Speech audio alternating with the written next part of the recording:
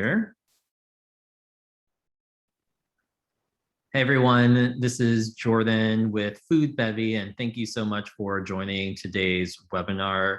We're going to have a really exciting conversation with Marie, who is going to be talking with us today about really how to reach your high value customers without breaking the bank, and various ways of doing that through sampling. I know getting your product in the hands and in the mouths of customers is incredibly important right now, and also more difficult with the pandemic going on. And so we're going to be talking about, how to go about doing that, why it's important, and ways that you can really stand out as a brand and as a product. So with that, Marie, I'd love for you just to give a quick introduction, and then we'll hop into a presentation. And then if anyone has questions throughout, please ask those in the chat, and I will ask those throughout the conversation to Marie. And then we'll also have some time for Q&A at the very end as well. So Marie, take it away. Perfect. Well, I'll go ahead and share my screen as well. So hi, everyone. I'm Marie Chevrier. I'm the founder of Sampler.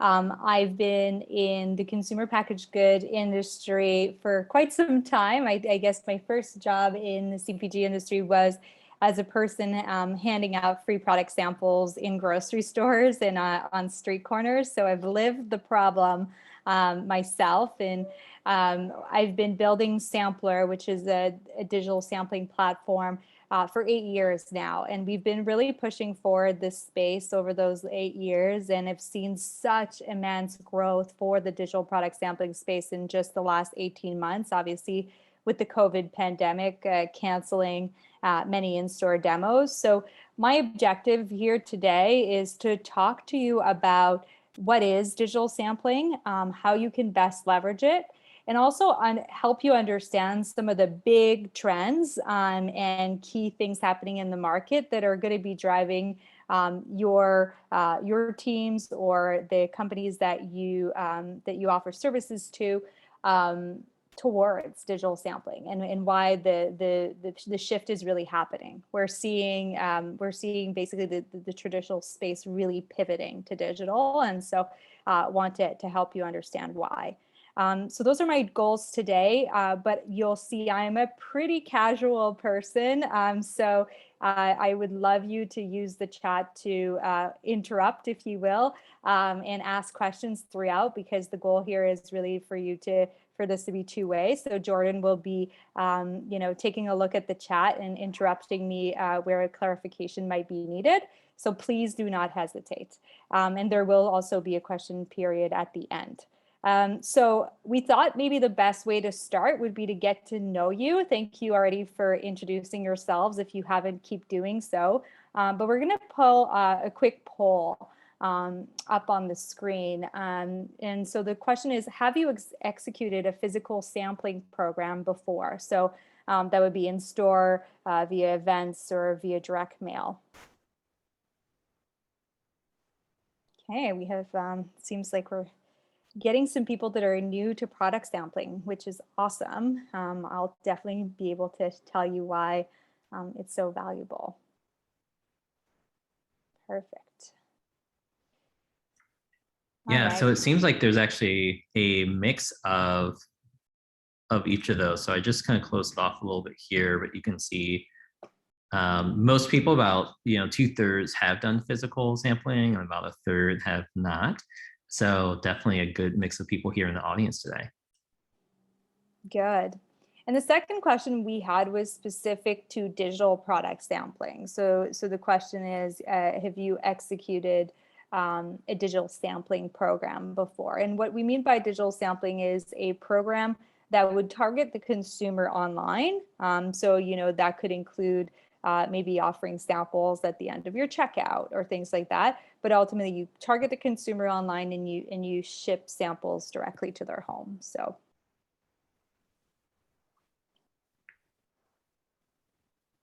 And we'll give everyone just a minute to finish, or a couple of seconds to finish filling that out.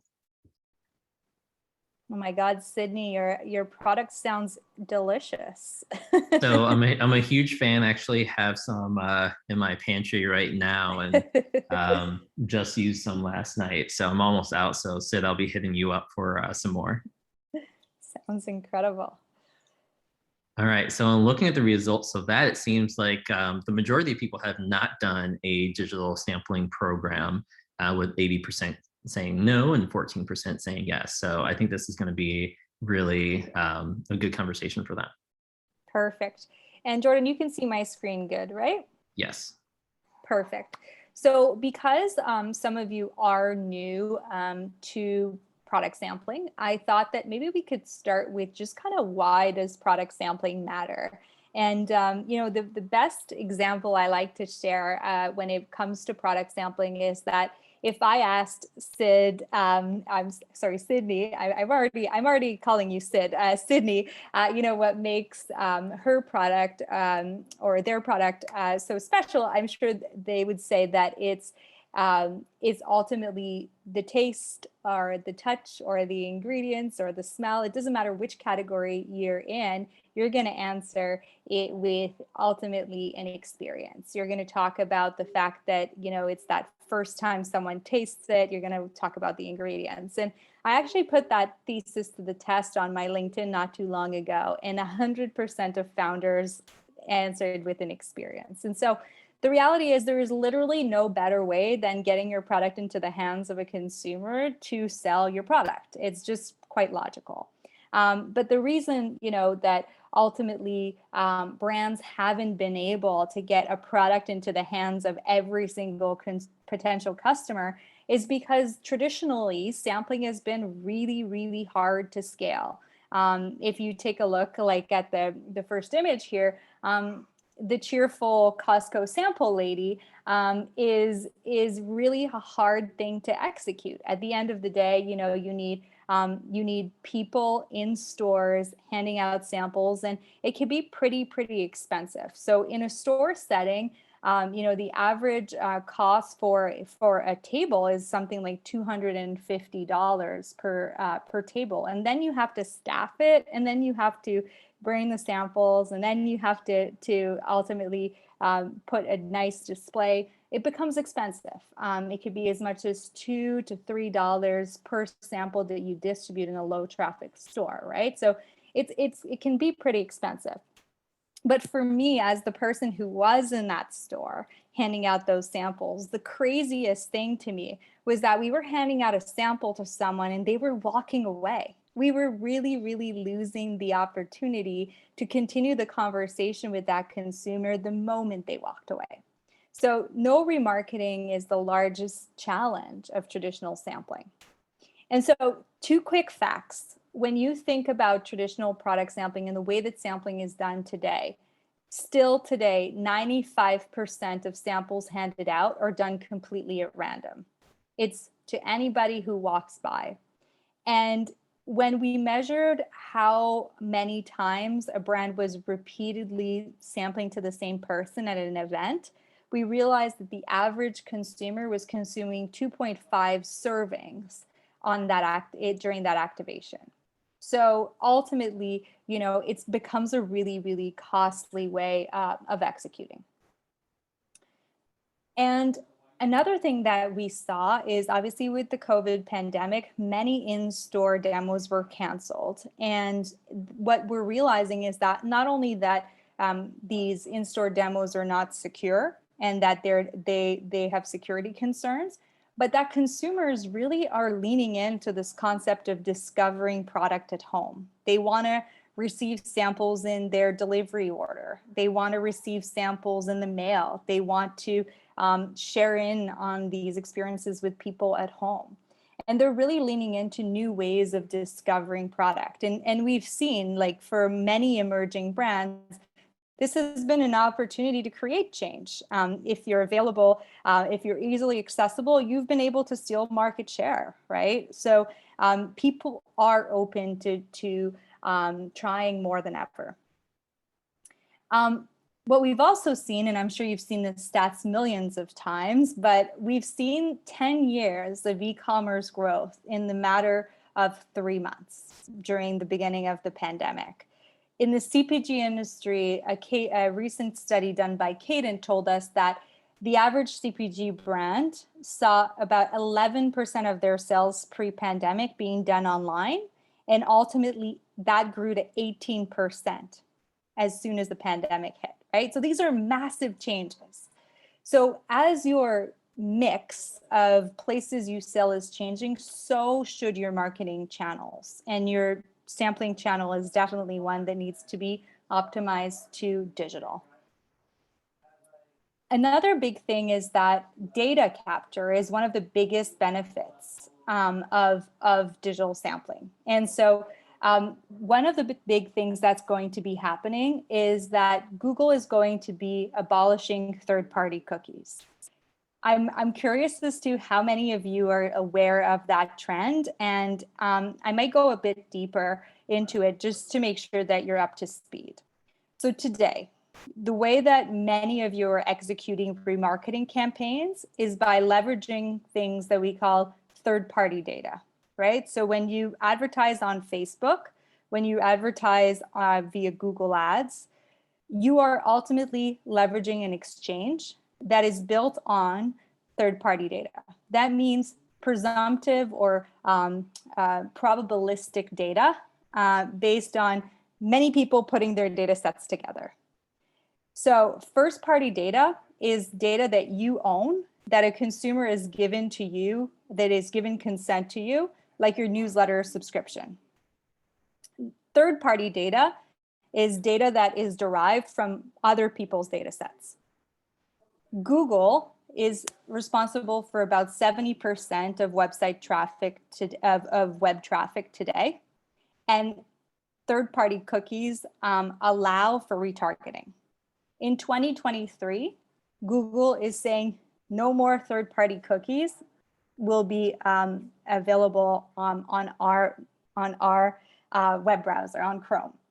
And when they abolish that, that means that every single remarketing campaign that you're running right now, so for example, like let's say I'm on my cookie website and I have a consumer that goes on my cookie website and I want to retarget them as they browse other sites, that will no longer be possible unless you actually have first-party data on that consumer. Does that make sense? So retargeting pixels are going to be largely abolished. So that is another big trend that is saying every single time you can collect data, collect data. So as an emerging brand, you're probably focused right now on getting the first few power customers, and product sampling is probably going to be part of your strategy for how you get those power customers. If you don't leverage product sampling as an opportunity to capture data, you aren't going to be able to continue the conversation with them past trial. Make sense? Any questions on all these big trends that are pushing digital sampling forward? Okay. So on top of that, we're seeing huge behavior change. And people often ask me, give me one second. My husband was way too loud in the back and distracting me. So the other trend that we're seeing is the willingness of consumers to bring products into their home. If I ask you where your product is best consumed, I'm certain you would tell me it's at their kitchen table. Maybe if it's a cosmetic product, it's close to the vanity. If it's a personal care product, it's close to the shower, right? Consumers are willing to take your product into the home right now. They're spending a lot of time in their home. They want to experience your product from the comfort of their home. They don't want to take an open napkin at Costco. So 74% of consumers polled have said that they prefer shopping and trying products in the comfort of their home. And that's a really big shift from people, really enjoying the in-store experience, really enjoying spending time in store. People are going in the store and leaving very quickly these days. So ultimately, all of these trends are giving traditional sampling a huge digital makeover and bringing the product testing experience direct to home. So What I want to do today is walk you through Sampler and how we execute on digital sampling and ultimately the benefits that it could bring. So by bringing direct to home, the sampling experience direct to home, you can actually ensure that you're reaching the right person 100% of the time. Basically, you can come to Sampler and say, I would like to reach consumers who eat gluten-free and live in Milwaukee. And we will be able to find that consumer 100% of the time. The second thing is you're going to be able to offer a safe and contactless way for consumers to experience your product without the stress of who touched the packaging, is it safe to take off my mask in store? And the third, and I think the most important for your long-term strategy, is you'll be able to gather consumer feedback, capture purchase intent, grow your email list, and ultimately continue the conversation with consumers. So I'll walk you through how our experience works. Sampler is a network of over 2 million consumers who have registered to Sampler across multiple different channels, but ultimately share on average 24 data points with us. So a lot of data. On top of that, we have reach that actually expands over 50 million consumers. So if you have a specific audience in mind and we don't have access to it today, we can absolutely go and seek it. Consumers log in to Sampler. This is a web app experience. It's on mobile here, but there's no app to download.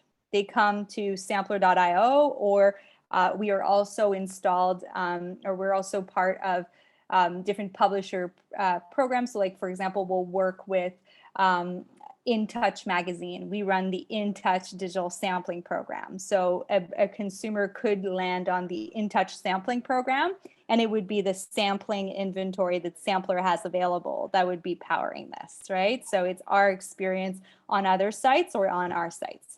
But ultimately, the consumer experience is the same no matter where they find us. They connect with Sampler and create an account. On that first login, they'll give us mobile phone number, email, first name, last name, gender, age, and then they'll also be asked different questions like whether they shop, and maybe like their diet preferences. All of these questions are going to be personalized based on the samples that we have available. So if we have a food product, we will definitely be asking about diet preferences. The objective here is to create a match. Think about us like the Tinder for sampling. We are ultimately trying to make sure that your own brand brief matches someone else's preferences, right? So that if Ashley is going through the experience and she's gluten-free, then she has the opportunity to say that and not be presented gluten-free products. And if a brand is looking to target gluten-free consumers, they can push their offer forward to Ashley, right? So our technology takes care of that matching process. Every single consumer self-selects the samples that they want. We put samples in a box. As you can see, there's 4 samples in the box here on the right side. What's really neat about this is that this is a shared box with other brands that are non-competitive. We will never place your product beside a competitive brand in our exchange product. Therefore, you can also reap the benefits of being together, because together you will share in the cost of fulfilling samples direct to that consumer. Clear? Marie, that's one thing that's I've had a lot of brands talk about is the sustainability factor of shipping product to consumers' homes, because there's like the box, there's additional packaging, and so is this kind of shared method a way of kind of reducing down that like footprint per company? Sorry, I got distracted by the other question. Can you repeat the question, Ben? Yeah, no worries. I know a lot of brands are concerned about sustainability with shipping kind of samples to customers' home. Does this 100%. shared model kind of reduce that overall footprint because you're kind of sharing it with other brands? 100%. 2 ways that we do that. First off, you're right. We're shipping together as a group. So, every single brand doesn't need to be doing a single shipment. But number two, our packaging is completely recyclable as well. So we can make sure that, that it is like as carbon neutral as possible in under that. So it's fully recyclable, but 100% that shared does that. Okay, awesome. Were you looking at Brandon's question? Yes. Do you have an answer for that, or? Yes, I do. So, Okay. so just to be very clear, so Brandon's question is, how will the Chrome browser determine what is first-party versus third-party data? So, I should be more clear. Chrome is abolishing cookies. So, cookies is the engine that you can place on your website, so that a person who visits your website can be recognized on other websites.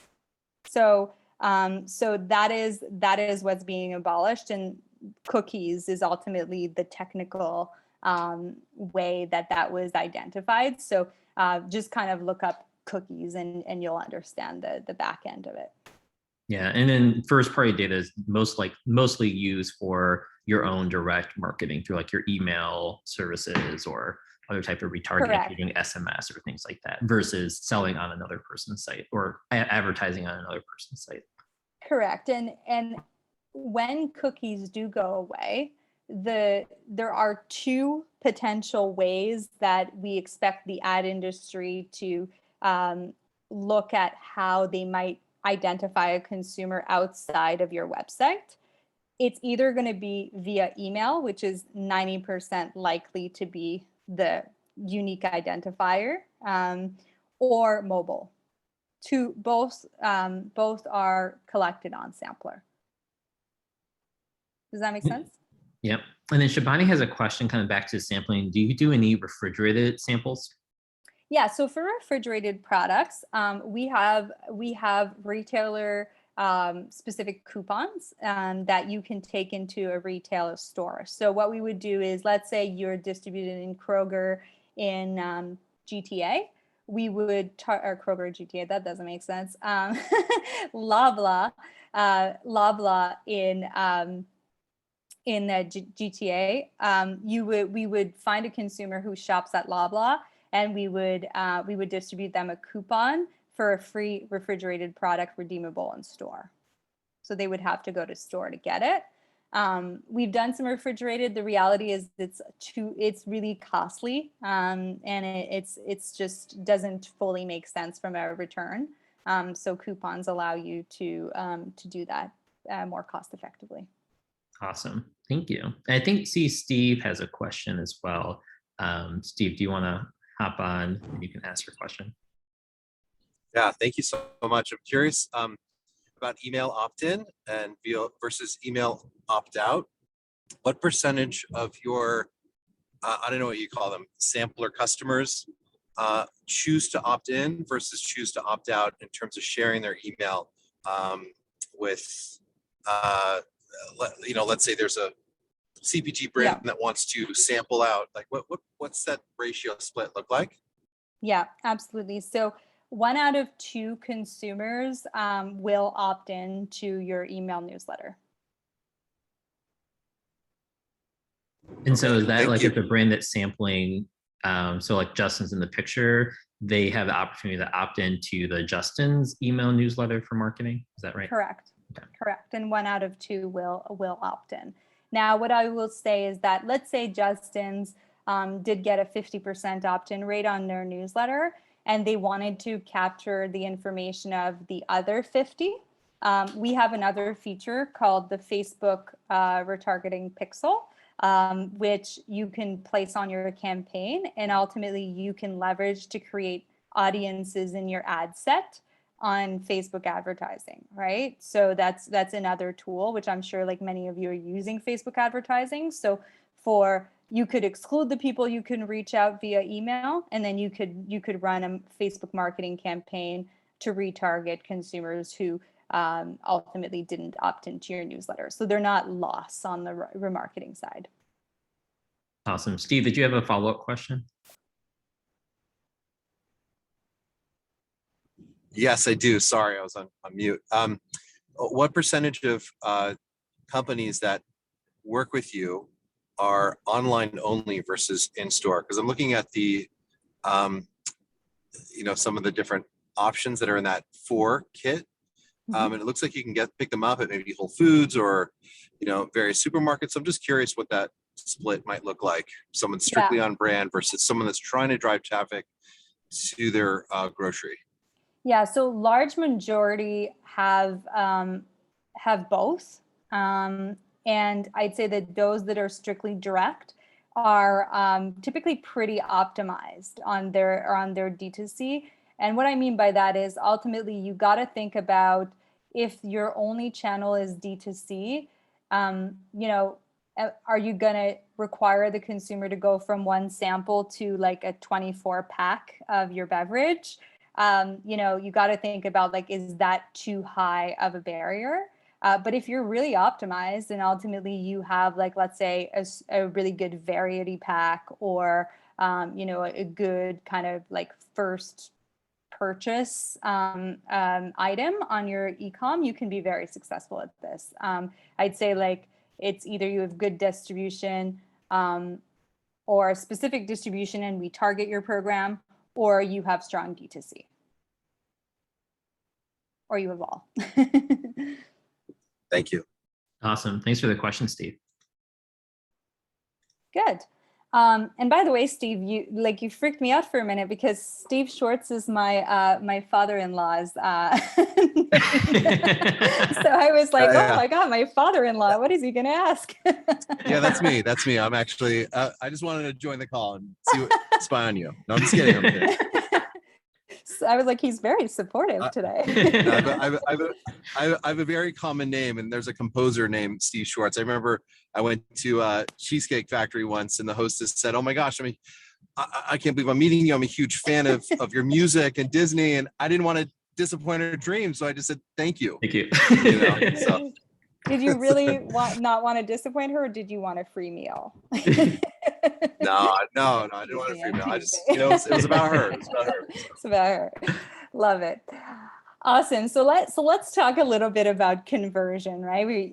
Steve, you were already kind of talking about like, okay, what does success look like? So, one of the biggest drivers of your sales right now is probably the population of ratings and reviews. And so what I want to say is like the first thing we will do when it relates to sampling on Sampler is we will reach out to consumers and ask how they felt about the product with a 5-star review that you can publish back to your website. So if you're currently using a integration tool like Yotpo or Bazaar Voice or anything like that to publish your reviews, we integrate seamlessly through that. If you don't have a tool like that, no problem. You can export the reviews and you can publish. We have publishing rights as part of the program. So we will collect ratings and reviews. So that's just like another really cool benefit of the program. Really good, like when you're launching a new flavor and you need to quickly populate, but also a really good way to keep recency of ratings and reviews, which we know is a huge driver of SEO. Secondly is CRM. So we talked about this. CRM means email newsletter, right? So how are you building your customer database? So not only will you on Sampler collect email, but certainly you'll be able to collect as well some information about that consumer, which you could see on aggregate. And depending on how you're targeting, you can actually append to your database. So a good example would be you run a campaign targeting consumers of Kroger, right? Really cool. You can upload that email list into your database and you could tag them as Kroger customers, right? So that next time you're reaching out to them, you're talking to them with a Kroger, CTA would be a good example. The third thing is a follow-up coupon. So our ultimate goal is to get that consumer to the first purchase. And, we can't guarantee it on every single sample, obviously, but we will increase the likelihood of that conversion by offering a follow-up coupon. So every consumer will receive something like that first screen here, which will say, hey, here's 20% off your first purchase of Off the Eaten Path, right? We'll also look for user-generated content. In every box that is delivered, we encourage consumers to post photos and to tag both sampler and the brand. And we share that back with you as part of your final report so that you can leverage it. But you'll also get tags, so your community managers can go ahead and share that and leverage that how they would like. And then the last but not the least is real-time analytics. So at one point you have to get away from getting feedback from like friends and family, and you want to get more mass feedback. And so this is a really good way to do it. I'll show you a quick sneak peek of our analytics dashboard. What you could see here is actually our newest feature, which is a ratings and reviews analysis tool, which basically allows you to see ultimately how people are feeling about your product. What are the key topics that they're saying? So for example, under the negative sentiment, you'd be able to organize, what are the key words being used when there's a negative sentiment? So it's AI powered tool that allows you to bubble up feedback really quickly.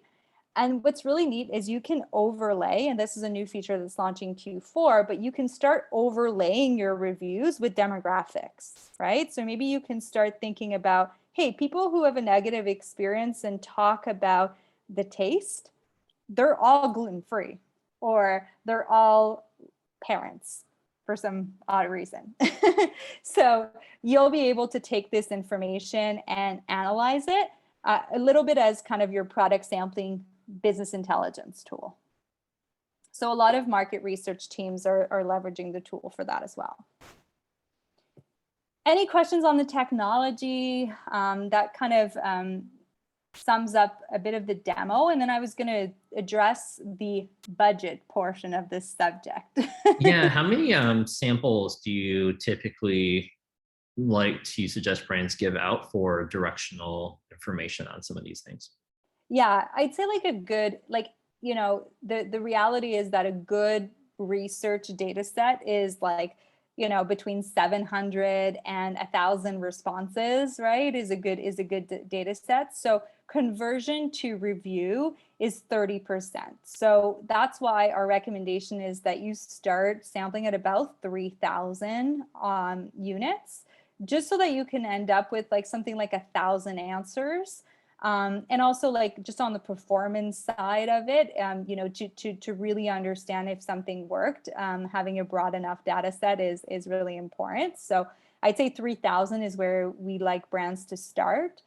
Having said that, if you're at a point where you're not producing that level, I wouldn't want you to be discouraged. Like you could come to Sampler with a mix of a digital coupon offer and also samples. So for example, some brands have said like, I only have 1,000 samples. I want to do them on Sampler, but like, let me also test a HighValue coupon offer, like a BOGO or a 30% special introductory offer.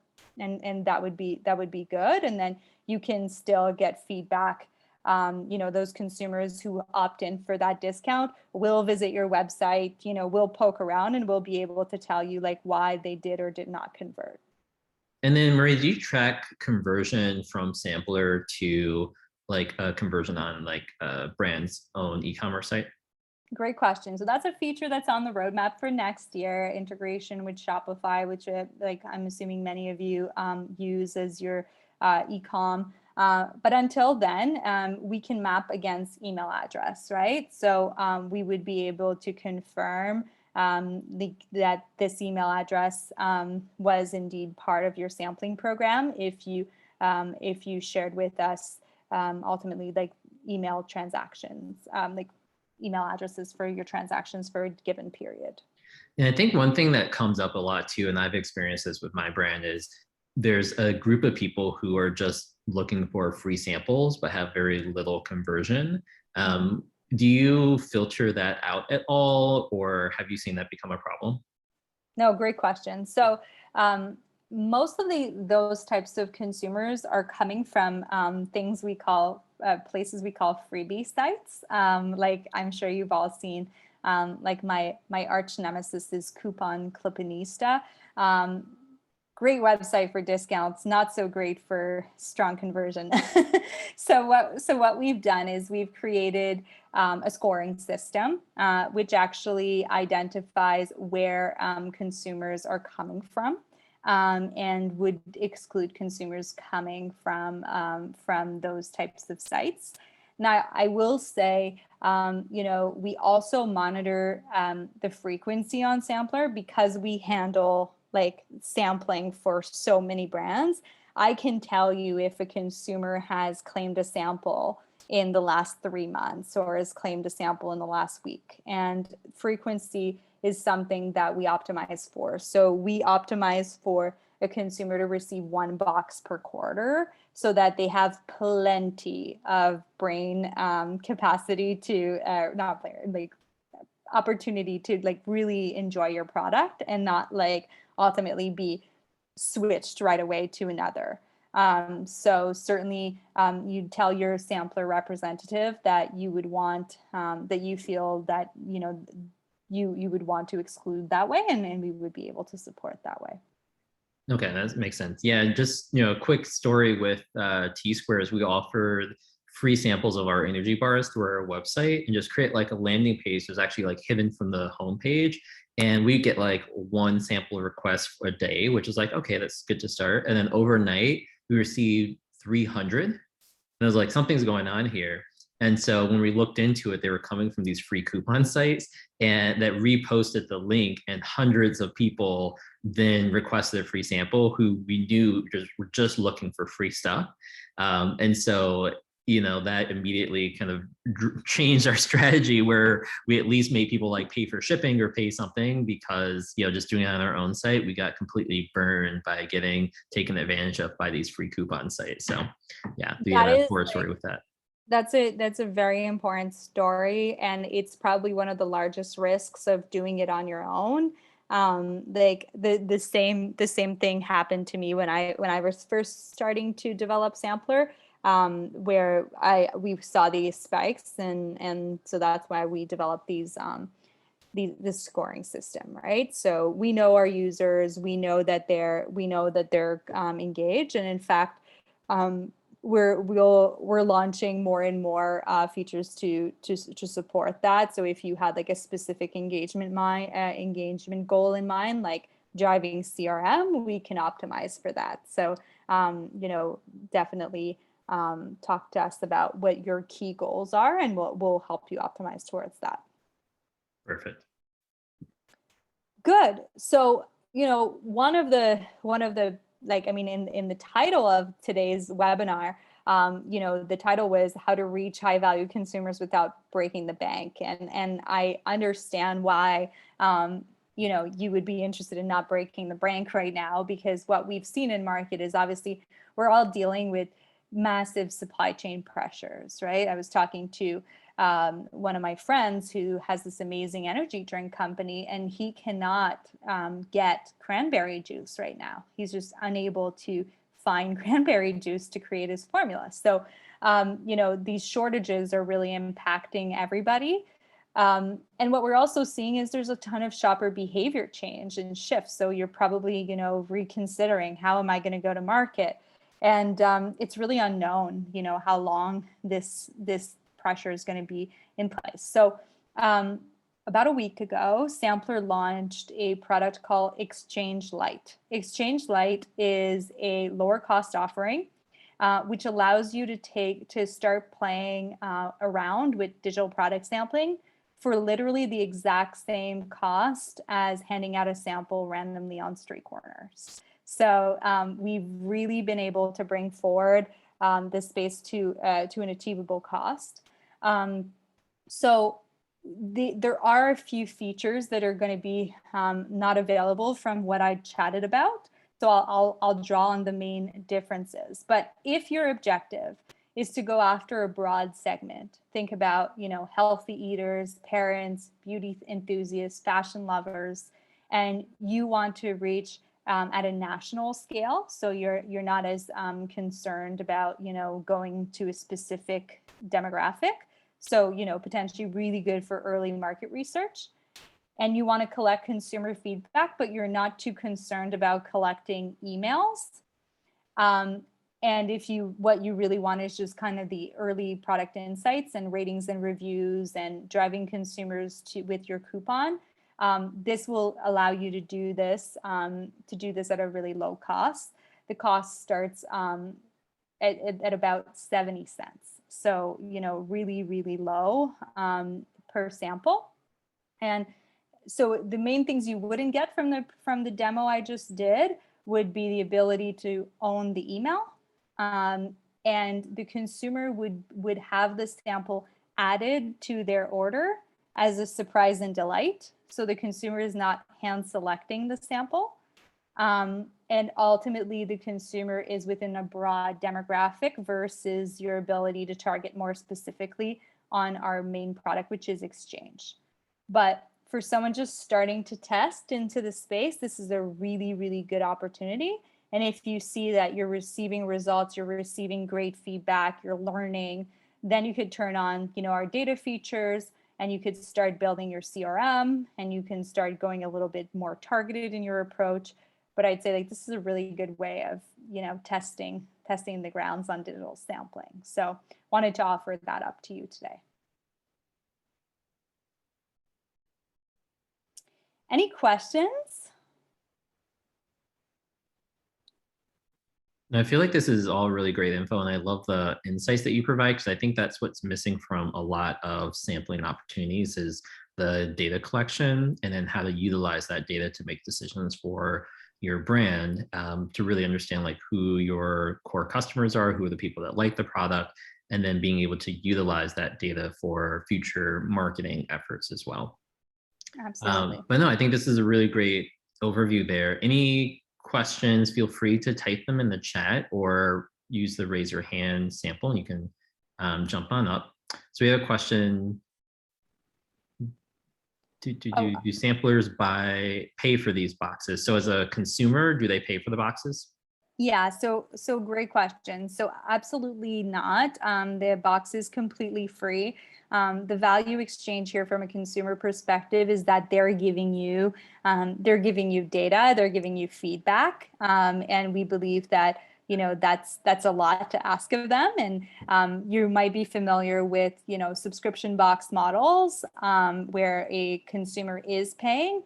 I personally worked at one before launching Sampler, and I will tell you that the feedback rate was so low because the consumer didn't feel like they owed anything because they paid for it, right? So in this particular case, the consumer knows that part of the value exchange is giving feedback, giving data, supporting the brand in how they develop their products. Are your consumers required to give feedback on all the products before they can receive another box? They are not, but they are rewarded with more sampling opportunities the more engaged they are. Okay. Awesome. Other questions? We can open it up as well, just in terms of other questions on sampling and what works and what doesn't as well. So Ashley has a question. With your demographic feature, are brands able to focus on consumers in a specific region? Many of the brands we work with are in the regional grocers that have strong online brand loyalty in regions. Yep, absolutely. So regions, absolutely. It's greater metropolitan area is the level that we focus on. So it would be GT, Greater Toronto Area, or Chicago Metro.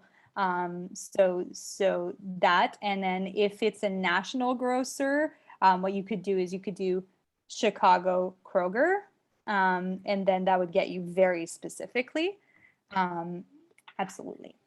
The other thing that I'll just add as well is I've seen brands use campaigns like this to really drive velocity in new store launches. So if you're opening in a Kroger in the Chicago area or Mariano's or so, and you need people in the store to get product moving, it's a great way to specify which area they can go to, and then that way your velocity numbers are much higher as well versus your product sitting on the shelf in a new store. Exactly. So one of the best use cases for that is leveraging an in-store coupon that redeemable in store and tying it with a store locator, right? So experience might be, hey, I want to target people in Chicago. I target people in Chicago. I give them a coupon for Kroger, and then I share a link that says here is where the closest Kroger is, right? And we can definitely execute on that. Yeah, I definitely know, like in my early days in T Squares, we like launched in Mariano stores, and we like kind of just sat back and we're like, all right, let's see what happens. And like sales barely trickled in. It was Yeah. like, wait a second, you mean once we're gonna shelf, people don't just rush to the product and start buying it? Who knew? Yeah. Yeah, and it's so important, right, in your first 90 days with a retailer that you are moving product off shelf. So people are like, I've seen brands literally like growth hack it with this strategy, right? Like at the end of the day, the retailer just knows that, you know, they're out of your stock very quickly, and that you ran a successful promotion, right? So that would be very well received from a retailer perspective. Yeah, I think I've heard other brands as well who like send their friends and family into the store to buy their product, which helps move it, but at the same time doesn't actually develop customers.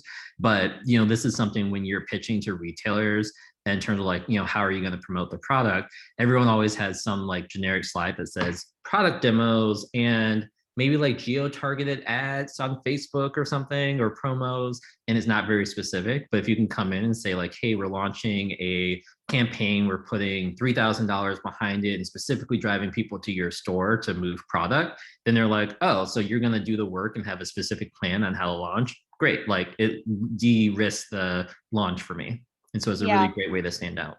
And I'm so glad you bring that up, Jordan, because Sampler's announcing next week, so you're first to hear, but we've just launched a partnership with UNFI, and UNFI is actually developing like best practices for brands to move product off shelf, and they're leveraging Sampler for it. So yes, so that strategy is UNFI approved, and certainly like one that UNFI, if you are looking for distribution with them, would, as you said, find really innovative. Awesome. So a couple other questions from Sophia and Anjali, they're kind of similar, but what's the recommended kind of sample size in the pack? Yeah, so there are size limitations. I don't have those at the top of my my mind, but your jar sounds like it would be too big, and that doesn't mean we can't do it in a standalone box, but it probably is not super cost effective to ship a full jar of sauce. If we ran the math together, I think the recommendation would be to use an in-store redeemable coupon, just like for cost efficiencies. The ideal sample size in general is a 1 serving, or in food. It could be a 2 serving if it's a product that typically people enjoy with families. So we've seen like chip companies give 2, so that there's some element of sharing as part of the experience. If you're in the personal care category, this is food bevy, so we're definitely not in personal care, but then you might want a few applications. So you want to think about like, how quickly can a consumer get the key benefits of my brand, and if taste is like very quick. So the ideal would be like I'd say like a small snack size bag of chips, or a 1 serving. Probably. I think that's key. And then can you also clarify the cost in working with I think it's your main program called Exchange? Mm-hmm. Yeah, so you got to think about the cost of fulfillment, right? So that's the largest cost we're trying to add here. So it will range very significantly based on the size of your sample, based on how targeted you want to be. So it's hard to answer, but I would say like on average, the average brand will pay about $2 per sample on the primary program. Again, you got to think about your cost per acquisition right now on your targeted ads. And every single time you are trying to acquire an email, how much is that costing you, right? In this, for $2, you would be acquiring an email, you would be acquiring ratings and reviews, you would be understanding the consumer deeper. Like there's multiple benefits. So you can't like fully kind of just compare it to traditional sampling. If you are comparing it to traditional sampling, then Exchange Lite is going to be more in line with what you're used to paying there. Yeah. And then that'll be in addition to providing the samples at no cost. Correct. Just to be clear, yes, we are not purchasing the samples. We are distributing them for free. And I think earlier you were kind of recommending for the samples between like 1,000 and 3,000 samples. It would be ideal that your total sample size of consumers that you reach is about 3,000 to get any good level of data, but you can do that with a mix of digital offers and samples. So it could be, yeah, that's right. Okay, perfect. So then Matt asks, when does Sampler integrate with Shopify for CRM purposes? Today, no. But what we would do, Matt, is at the end of your campaign, we would give you an export of all of your emails, and you would be able to add them. If you would like, if it's an ongoing campaign, and we're doing this all the time, we can set up an automated transfer, which is not directly integrated with your Shopify, but that would allow you to like retrieve the CRM on Cadence. But that is on roadmap for sure. So stay tuned. Perfect. And I think Danny had a clarifying question about your relationship with UNFI. Are you providing samples to the actual retail buyers, or is it more just a promo strategy to get the products into the hands of the end consumer? Yes. Yes. So let me clarify. So UNFI and Sampler are partnering to help you leverage digital sampling as a way to first, like, okay, let me repeat that. What we're doing is helping UNFI run direct to consumer sampling programs. So UNFI is empowering their list of brands that they work with to leverage Sampler to reach consumers.